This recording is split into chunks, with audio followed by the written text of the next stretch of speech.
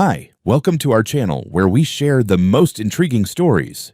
When a battle-hardened ex-Marine seeks peace on his Texas land, a power-hungry HOA president picks the wrong man to provoke. What begins with a clipboard turns into a full-blown war of fences, fake laws, and flying shovels. This isn't just property, it's personal. I've always believed that a man should know two things better than anything else: how to grow something and how to protect it. That belief had served me well for over 2 decades in the Marine Corps, and even better now, living alone on 6 acres of red Texas dirt that I called mine, legally, spiritually, and without compromise. I wasn't looking for trouble when I moved out here. Quite the opposite. The town was small, the roads dusty, the neighbors mostly respectful. My property sat just outside the boundaries of a newer, tightly regulated residential development with a name that sounded like it had been cooked up by a marketing team in New Jersey, Riverstone Glades. A suburban utopia with gleaming sidewalks, identical mailboxes, and an HOA so obsessed with uniformity they probably had nightmares about wind chimes. I, on the other hand, had a chain-link fence topped with barbed wire, a half-finished timber frame house I was building with my own hands, a shooting range in the back corner, and a garden full of peaches that didn't care one bit for neighborhood. Decorum. It wasn't pretty. It was mine, and I liked it that way. The first time I saw her, I didn't even know her name. Blonde bob, sunglasses that probably cost more than my tool shed, and a clipboard. The unholy trinity of suburban command. She parked her BMW just outside my gate like she owned the road and walked up like she expected a red carpet. I was waist deep in concrete mix at the time, setting posts for the new porch. "Excuse me," she called out, voice tight and rehearsed. "Are you the property owner?" I straightened up, brushing dust off my gloves. "That's right." She smiled like a dentist who just found a cavity. "I'm Karen Lamont, president of the Riverstone Glades Homeowners Association." I just stared at her. She pressed on. "We've been reviewing nearby parcels and noticed your property doesn't fall under HOA governance. We'd like to formally invite you to join. You'd gain access to private community amenities, 24/7 patrol coverage, and, of course, elevated neighborhood standards." I wiped my hands and leaned on the shovel. "Appreciate the offer. Not interested." Her smile twitched. "You understand, of course, that your property shares a visible border with our development. The condition of your fencing, for example, impacts our property values." I smiled back slowly. "That's why I keep my fence tall. So your values stay on your side." She left in a huff, spinning gravel with her tires. I figured that was the end of it. I was wrong. Over the next couple of weeks, she returned. Sometimes alone, sometimes with clipboard-wielding flunkies who took pictures of my driveway or pointed at my gutters like they were crime scenes. She'd say things like, "We could help you modernize your landscaping," or "Your perimeter aesthetics are negatively affecting our community cohesion." I told her every time the same thing: "I'm not part of your HOA. You have no jurisdiction here." That didn't stop her from escalating. First came the letters, typed in official-looking fonts signed by the Office of Community Compliance, demanding that I address visual violations like my firewood stack and homemade storm shelter. I burned one in the fire pit and used another to line the chicken coop. Then came the anonymous complaints to the county about my unsafe conditions, which a very apologetic inspector confirmed were baseless after checking my permits and soil grading himself. One afternoon, I found a glossy pamphlet stuck to my gate latch. "Join us, or face a less harmonious future." The HOA logo was embossed in gold. I tossed it into the compost pile. It wasn't long before I started noticing small things. My mailbox open, my garden gate unlocked, a drone buzzing overhead. Raccoons didn't fly DJI Phantoms last I checked, so I installed cameras. Infrared, motion activated, angled just right. I wasn't paranoid, I was practiced. There's a difference. Then came the official visit. I was pruning a peach tree behind the house when I heard tires crunch up the gravel. I stepped out to see a white SUV with a Riverstone Glades logo on the side and 3 people climbing out like they were about to sell me solar panels. 2 men in pseudo-uniforms, khaki polos, navy slacks, no name tags. The third was a woman in a light blue blouse and thick glasses, holding a clipboard like it could issue warrants. "Mr. Donovan," she said flatly, "we're here to perform a visual inspection of your property perimeter." I raised an eyebrow. "On whose authority?" "The Homeowners Association." I'm not part of your HOA. There have been multiple complaints filed regarding non-compliance with community standards. Visual disturbances have been recorded from bordering residences. Under HOA Resolution 5.4, all bordering parcels may be subject to parametric review. That sounds made up, I said. And if you cross that fence, you're trespassing. One of the men shifted like he was about to argue. The woman stepped forward. We don't want conflict, Mr. Donovan. We just need to document the rear section of your yard. Then take a picture from your side of the line. If you cross mine, I will consider it unlawful entry. Now, unless you have a court order or a badge, you can get back in that SUV and drive home. They didn't argue. Not then. They turned, climbed back into the SUV, and drove off. The next day, I got a crumpled, hand-delivered notice that read, in ballpoint pen, "You are creating a hostile barrier between communities. Further obstruction may result in action." No return address, no signature, just a little HOA logo scribbled in the corner. I laughed once. Then I went back to work. But I wasn't laughing anymore when the morning came that changed everything.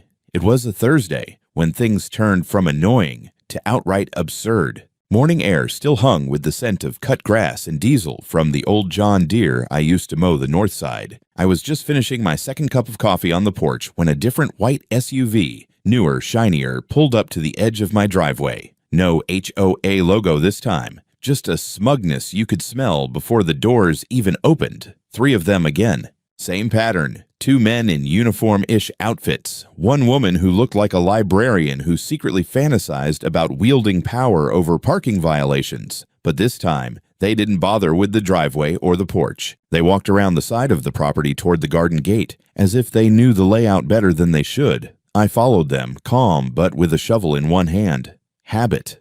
The woman turned when I caught up. "Mr. Donovan, we're conducting a follow-up inspection. You were informed by our Community Advisory Council."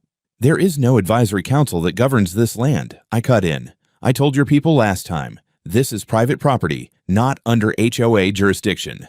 "Unless you have a warrant, you're trespassing." One of the men stepped forward, a little too quickly. Young guy, hair buzzed down to compliance. "Sir, we have reason to believe that safety violations on this parcel pose a risk to neighboring homes."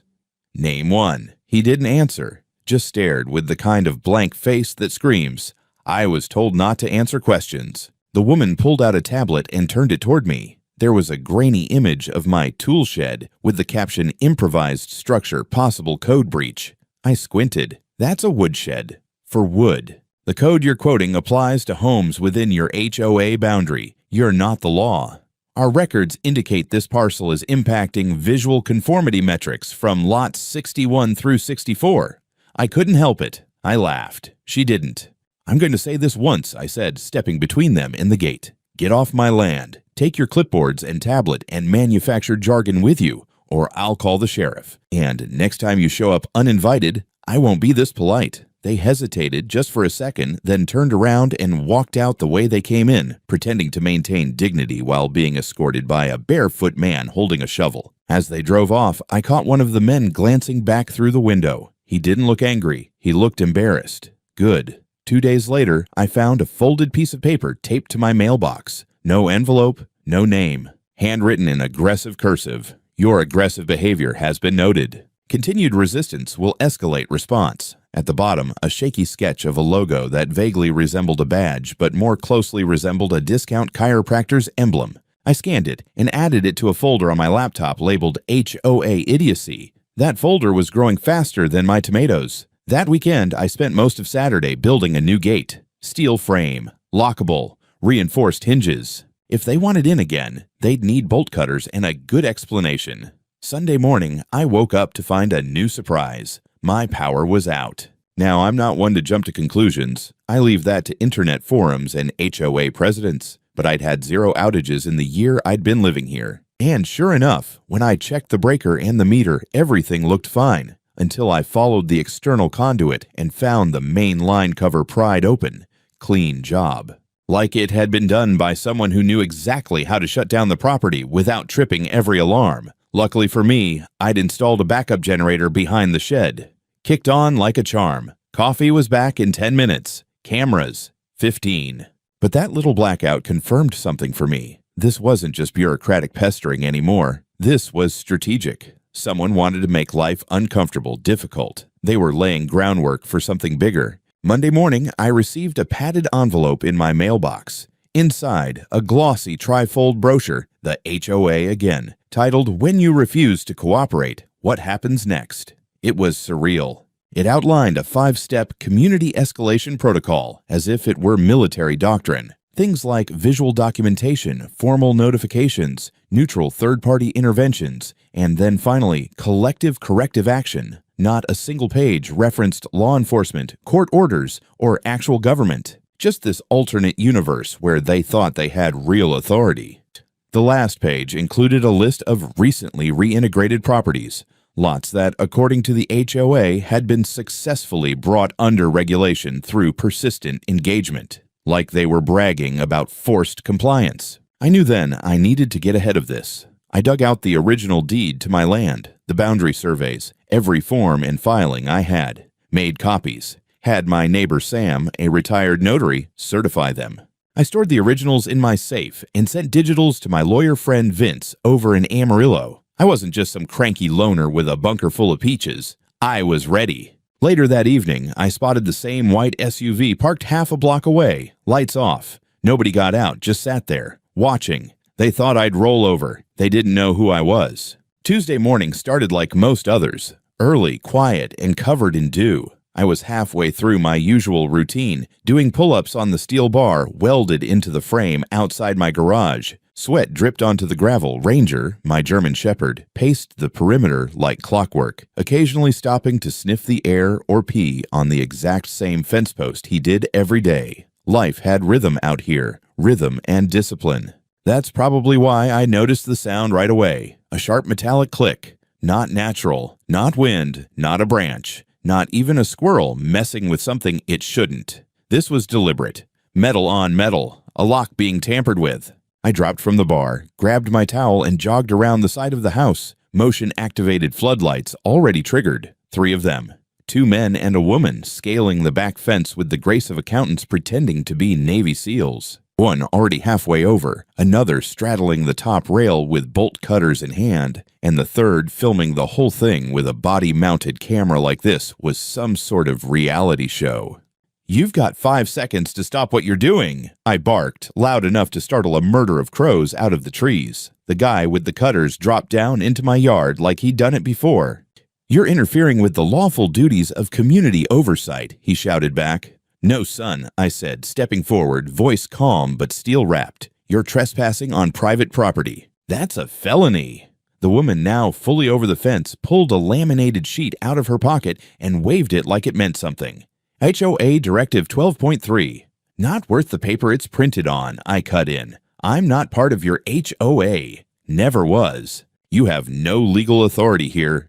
Then one of them, a pudgy guy with a clipboard and tactical vest that probably came from a surplus store, reached into his pocket. That was the moment. Everything slowed down. Now I've trained for combat in deserts, mountains, forests, cities, with real threats, real weapons, real consequences. And while I didn't expect a shootout in my own backyard with HOA cosplayers, I wasn't about to take a chance. I moved. Fast. My hand reached for the closest tool within arm's length. The garden spade. Solid steel. Good weight. I flung it like a tomahawk, flat and spinning. Thunk.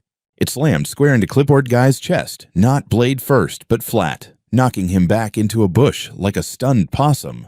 I closed the distance on bolt cutters, twisting his arm into a lock and dropping him to the dirt with a knee between his shoulder blades. His yelp sounded more like a choked apology than resistance. Camera girl turned to run. Ranger was faster. He didn't bite, just blocked her path like a hairy linebacker, growling low enough to vibrate the ground. I jogged up behind her, not winded. She froze, camera still blinking red on her vest. "We didn't know. We were told." "Yeah," I said. "You were told wrong. I herded all 3 of them into the grass and told them to lie face down, arms spread, no sudden moves. Then I pulled out my phone, dialed the sheriff, and waited. They tried talking. I didn't answer. Clipboard guy had caught his breath and was now moaning about a possible fractured rib. Bolt cutters kept muttering about visual nonconformity violations. The woman started crying, real crocodile stuff. Ranger sat beside me, tongue out, panting like it was a game. 15 minutes later, sirens. 2 cruisers rolled up, lights flashing. First out of the car was Deputy Lance Hayes. Good guy, former National Guard, someone I'd had beers with at the local VFW. He took one look at the scene, the tools, the broken fence latch, the spade in the dirt, and raised his eyebrows. "They really climbed your fence?" he asked. "Right over," I said. "Caught it all on camera." I showed him the footage from the live security feed. Crystal clear. 3 individuals unlawfully entering my land, holding equipment, filming, acting under fake authority. He nodded, then knelt by clipboard guy. "You got any ID?" The guy tried to hand him the laminated HOA directive. Lance chuckled. "No, I mean real ID. Driver's license. State issued. Badge. Anything that doesn't look like it was printed at Office Depot." None of them had it. Not even the woman. Just matching badges that read Community Enforcement Volunteer in Comic Sans font. One of them even had a QR code, which, when scanned, led to a broken Google Docs link. Within 20 minutes, all 3 were in cuffs. Trespassing, impersonation, conspiracy, and attempted intimidation. Probably a few more charges once the paperwork was filed. Lance promised to dig into it deeper, especially the woman's claim that Karen said it was authorized. That name got a reaction from both deputies. Karen Lamont, one of them muttered, "She's on thin ice already." I gave my full statement. Provided the footage. Walked them through where the fence had been cut, where the tools were dropped, where the spade had landed. Bolt Cutter's guy asked if I was pressing charges. "You better believe I am." By the time the cruisers pulled away with my would-be home invaders in the back seats, the sun was already up over the ridge, shining golden over my orchard. Ranger barked once, then sat by my boots like we'd just finished another drill. I looked at the spot where they'd come over the fence. Then I looked at the spade, now bent slightly at the shaft. I left it right there in the dirt, as a warning. The station was cool and quiet. Fluorescent lights, linoleum floors, and that faint chemical tang of Windex mixed with burnt coffee. I sat across from Deputy Hayes, my forearms resting on the table, a manila folder between us labeled Trespassing Incident, Donovan Property. To my right, a flash drive loaded with security footage. To my left, a hot cup of station coffee that tasted like regret and cardboard. 3 suspects in custody, Hayes said, flipping through the initial intake forms. None of them have formal law enforcement certification. 2 don't even have clean records. I raised an eyebrow. What kind of records? One was fined for impersonating a building inspector 2 years ago. Tried to shake down an elderly couple for roof violations. The other, well, minor stuff. Vandalism, drunk and disorderly, but nothing that screams authorized community authority. He leaned back and exhaled. "You sure know how to pick your enemies." "I didn't pick them," I said. "They showed up with bolt cutters." The body cam footage, my own camera recordings, and their own GoPro disaster made the case rock solid. Hayes had already gone over them twice. We watched the moment again. The second guy stumbling over my fence with the bolt cutters, the woman filming, the scripted line about visual disturbance, and my shovel flying through the air like a fastball from hell. "Damn good throw," Hayes muttered, not for the first time. "I used to teach precision strikes with entrenching tools," I said. This was just nostalgia. He grinned and pushed the folder toward me. "I'm submitting charges for trespassing, impersonation of enforcement, and criminal conspiracy. You want to add anything civil on top of that? I'd recommend a lawyer. This one's got meat. Already ahead of him. I'd spoken to Vince in Amarillo that same afternoon. Ex-JAG, sharp as they come. He told me, these people think HOA bylaws give them real-world authority. It's like toddlers with walkie-talkies pretending they're the police. We filed for a restraining order that same day against the 3 individuals and against the HOA's right to engage with me directly. Vince also began preparing a civil case against the HOA board itself, citing gross misconduct, unauthorized enforcement actions, and orchestrated harassment. But what really changed everything wasn't the paperwork. It was the fallout. 2 days after the arrest, local news picked up the story. Homeowner fights back against rogue HOA raid. Someone at the sheriff's office must have leaked the footage. Suddenly, my inbox was full of subject lines like, HOA abuse stories wanted, can we interview you? And my voicemail filled with people from 3 counties over, thanking me for standing up to the tyrants in polos. That would have been enough. Excitement for a month, but things moved fast. Hayes called me back, and 3 days later, when I walked in, he had that look on his face, the one you get when you find a whole new level of stupid hiding behind the first. "We traced the planning of the break-in back to your old friend," he said, "Karen Lamont." I wasn't surprised. She sent out an internal memo to the HOA board, he continued, sliding over a printed email. Subject line, Covert Assessment Initiative. She called it a necessary escalation. I read the contents. Karen had commissioned the 3 individuals for a non-invasive evaluation of my property boundaries, citing her authority under Special Community Preservation Directives, which, of course, don't exist anywhere outside the fantasy land she'd built in her mind. She didn't put her signature on it, Hayes said, but we got the email headers. It's hers. That was enough for a subpoena. By the end of the week, Karen was brought in for questioning. I didn't see it, but Hayes filled me in. She came in wearing a blazer and pearls like she was attending a brunch fundraiser, tried to brush it all off as a misunderstanding, then tried to play the victim. Claimed she feared for her community's safety and simply wanted to ensure the neighborhood maintained its peaceful image. According to the deputies, the real shift happened when she realized just how much of her plan had been documented. The video, evidence, the unauthorized memo, the email chain where she referred to me as a threat to local cohesion and called my house a visual cancer. That last phrase didn't land well with the county prosecutor. Charges weren't filed immediately, but the investigation was officially opened. In the meantime, Karen was ordered to have no contact with me, direct or indirect, and the HOA board was placed under review for potential systemic abuse of authority. The cherry on top? A week after Karen's interview, I got a visit from one of the HOA members, guy named Clark, nervous type, balding, wore socks with sandals. He handed me a sealed manila envelope and said, "Please don't think we're all like her."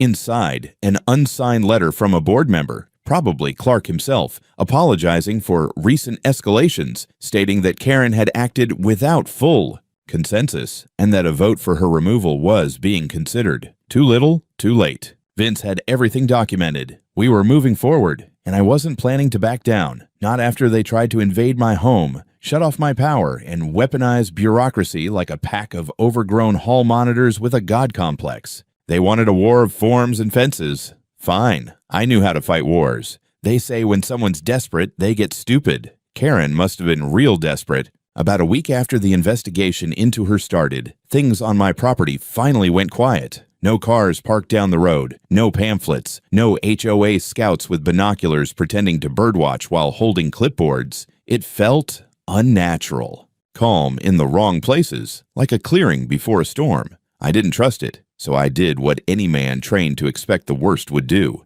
I ran my perimeter twice a day, once at dawn, once at dusk. I checked camera feeds, looked for footprints near the fence, checked locks. Nothing seemed out of place until Wednesday morning. I was in the orchard trimming back a peach limb that had gone greedy when Ranger started growling. Not the playful bark he gives to deer or squirrels, the deep-chested growl that meant something human was wrong. I followed him past the shed, down the slope toward the dry creek bed that cut through the rear edge of my land, and that's when I saw it. 2 rust-colored plastic drums half buried in the brush, tucked under a tarp so weathered it looked like it had been there for months. But I knew every inch of that slope. That tarp wasn't there 2 days ago. I approached slowly, pulled the tarp back with the end of my shovel. Hazmat stickers, one of them peeling, the other one freshly applied. They looked like they'd come off a printer yesterday. The barrels were sealed with those twist-lock tops, standard industrial storage. No label, no paperwork, just enough to look suspicious to someone who didn't know better. If I hadn't spent 6 years guarding military depots full of the real thing, I might have panicked. But these weren't heavy enough to hold liquid. I pried one open. Inside, sandbags, not even chemical. Just weight. It was a setup. I didn't touch anything else. Just backed away, grabbed my phone, and reviewed the camera feed from the night before. Bingo.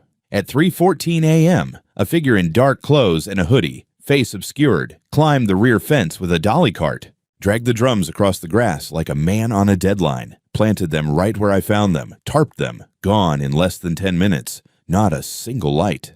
Professional enough to avoid motion detection until he crossed a blind spot near the creek. What he didn't know was that I'd recently installed a wide-angle thermal cam behind the compost bin. It caught the whole damn thing. Body heat, movement, timestamps. I sent the video to Vince and called Deputy Hayes. He arrived an hour later with 2 cruisers and an evidence van. They handled the drums like they were real. Gloves, masks, containment gear. I didn't blame them. You don't assume a bluff when the stakes involve toxic waste. But once they cracked both drums and found sand and lead weights, it was clear. The point wasn't harm. The point was evidence. Fake evidence. Whoever did this knew enough to make it look like a violation, Hayes muttered, inspecting the hazmat decals. Hell, from a drone camera or patrol chopper, this would have looked like you were stockpiling illegal waste. That was the idea, I said. Probably supposed to justify a third-party inspection or another midnight visit. He nodded grimly. Or get the EPA sniffing around, maybe even the feds, if they thought you were running unlicensed disposal or storage. This could have gone federal fast. We pulled fingerprints, footprints, even tire tracks where the dolly had dug into softer ground. The tires were fresh. Hayes photographed everything, then sent a sample of the decals to the lab. A day later, we had a match. One of the prints on the barrel matched a certain clipboard-carrying genius from the backyard raid. The same guy I'd dropped with a garden spade 2 weeks ago. And guess what? That same idiot was still under investigation for breaking probation. Now he just added felony tampering and obstruction of justice to the pile. Even better, the decals used on the barrels had been purchased from a print shop in the next county under an HOA expense account. Karen's signature was on the invoice. That was the moment everything shifted. Until now, the assumption was Karen was just another deluded bureaucrat gone rogue. But this was intent, strategy. She didn't just overstep, she weaponized her position and spent HOA funds to fabricate criminal activity on private land. The DA took one look at the compiled case file and opened a second investigation. This time, criminal conspiracy, falsification of evidence, and malicious misuse of organizational funds. Vince was already drafting the civil amendments. That afternoon, a county hazmat officer dropped by my place just to tell me, off the record, that if those barrels had been called in by a nosy neighbor or drone footage, they'd have likely evacuated a 1-mile radius and brought in federal response teams. I would have been dragged through 6 months of inspections, media, hearings, and lawsuits, all of it based on a lie. That evening, I stood at the back fence where the man had come through. The grass was still pressed from his steps. I set up another floodlight, aimed it dead center on that blind spot. I added 2 new trail cams, 1 thermal, 1 high-res night vision, synced them to a separate hard drive in a locked ammo can. They wanted to play dirty? Good. I fought in places with no rules, where lies were weapons and truth was buried under propaganda. I survived that too. I wasn't just defending property anymore. This had become a full-on war of integrity, and I wasn't about to lose it to a woman in pearls and a playbook full of fake bylaws. I barely slept the next few nights. Not because I was scared, I'd slept through sandstorms and firefights, but because I knew the kind of people I was dealing with now. They didn't give up, they adapted. And when you take away their illusions of power, they don't retreat. They double down. So I stayed ready. Every camera, sensor, and floodlight on my property was tested, upgraded, recalibrated. I added 2 decoy motion sensors, 1 fake, 1 real, to draw attention away from the thermal scope I mounted behind the old greenhouse. I wasn't just watching my land anymore, I was baiting it. Then came the hit. Friday morning, just before sunrise, I reviewed the overnight feed. Nothing for hours. Until 3:22 a.m. 3 figures, night gear, all black, balaclavas, gloves. One had a GoPro strapped to his chest. Another carried what looked like a small drone in a case. The third was holding a clipboard, because of course they were. They breached the same rear fence as the last crew. Not over. Through. Someone had removed a section of the lower mesh earlier that day, probably while pretending to jog or walk a dog along the back trail. They slithered in like raccoons on a mission. The GoPro guy whispered something. I caught it later on audio analysis. Start filming now. Focus on the barrels. The barrels. They were gone, of course, seized by the county after the last stunt. But these geniuses apparently didn't know that. So now they were trying to recreate the scene, acting like they'd caught me with illegal material on tape. One of them even staged a moment, pretending to stumble over a buried drum that wasn't there, while shouting things like, "Yup, Definitely hazardous. This confirms it. It was so badly choreographed, I almost pitied them. Almost. At 3:28 a.m., they started sweeping their lights toward my compost bins and generator box, filming and narrating nonsense like illegal power routing and unregistered storage tanks. I sat watching this live from my tablet, sipping cold coffee. Ranger asleep beside me, unaware he was about to have the best morning of his life. I tapped a single button. 30,000 lumens of halogen floodlight slammed on from 6 different angles. The backyard lit up like a football stadium during halftime. Then came the siren, a custom mod I'd rigged using parts from an old civil defense box. Sharp, fast, and piercing as hell. The 3 invaders scattered instantly. The one with the clipboard screamed and dropped it. GoPro guy tried to run straight for the fence and hit the wire hard enough to bounce off it backwards. The third slipped in the wet grass and slammed face first into the compost pile. Ranger was already on his feet, barking like a beast. I didn't even have to say a word. He sprinted out ahead of me as I opened the back door and followed with my flashlight and Glock holstered just in case. I got to them before they could regroup. Hands on the ground! Don't test me! Clipboard man was already flat. The one from the compost pile groaned and rolled to his side. GoPro guy tried to stand. Ranger lunged, barking 3 inches from his face, and that was the end of his resistance. I didn't need to restrain them. The law did that for me, because as I stood there dialing Hayes, I could hear the faint, panicked voice from GoPro guy's chest cam. Still recording, still streaming to somewhere. We need backup. Kay is gonna kill us if we screw this up. Kay. That's all I needed. Sheriff's deputies arrived in 14 minutes. This time, they didn't ask questions. They just took notes and started zip-tying wrists. They bagged the GoPro, took screenshots from my tablet, collected the clipboard as evidence, which hilariously included a printed inspection checklist with pre-filled comments like unregistered tank, visual confirmed, and photo evidence captured. One of the deputies, a younger guy named Morales, pulled me aside. "You mind if we review the camera cache now?" "Be my guest." He watched the footage, slow and silent. Then he whistled. This wasn't a break-in, he said. This was an operation. They were right. The movements, the coordination, the fact they used a drone to try and scan my shed from above. This wasn't amateurs fumbling around anymore. Someone was giving them structure, orders. Hayes showed up an hour later, barely out of bed, but wide awake after 10 seconds of reviewing the footage. "This is organized harassment," he muttered. "And I think we just got what we needed." They pulled one of the suspects aside, the one who dropped the clipboard, and started asking soft questions. He folded in under 5 minutes, said they'd been hired by a consultant for the HOA. Paid in cash, given gear, given instructions. Hayes asked if the consultant had a name. The kid swallowed and whispered, "Karen." That was it. This wasn't just HOA overreach anymore. It was a planned smear campaign. A staged criminal narrative designed to destroy my reputation and potentially trigger state or federal intervention. And the president of a homeowners association had orchestrated it like a community theater production of Enemy of the State. Only one problem: she picked the wrong damn protagonist. By the following week, the sheriff's department had handed the case off to the county prosecutor. What had started as a trespassing report was now 2 folders thick and labeled State of Texas versus Karen Lamont et al. Criminal conspiracy, evidence tampering, harassment. Vince couldn't hide the satisfaction in his voice when he called. "We're going scorched earth," he said. "Civil, criminal, financial. By the time we're done with her, she'll be lucky if she's allowed to organize a bake sale without a state supervisor." And I believed him, because the more we dug, the worse it got. Turns out Karen's HOA wasn't just petty and power drunk. It was financially corrupt. Over the next several days, subpoenas went out. HOA board members were questioned under oath. One cracked almost immediately and turned over meeting minutes from the past 2 years. The content made my jaw tighten. Misuse of discretionary HOA funds for unsanctioned enforcement activities.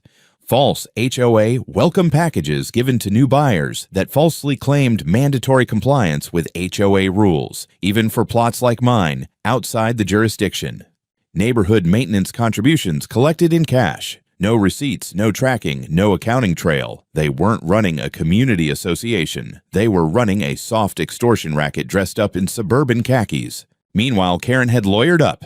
She went quiet, No press statements, no appearances at HOA meetings, no little neighborhood strolls in her heels and sunglasses. But the damage was done. The county opened an audit of the HOA's finances. The IRS was notified, and in the civil lane, Vince filed our lawsuit, Clayton Donovan versus Riverstone Glades HOA and Karen Lamont personally. Charges: harassment, trespassing, conspiracy to defame, attempted evidence fabrication, emotional distress, property damage, attempted civil fraud through fraudulent representation of jurisdiction. We served them through their legal counsel. I made sure it was hand-delivered during one of their emergency board meetings.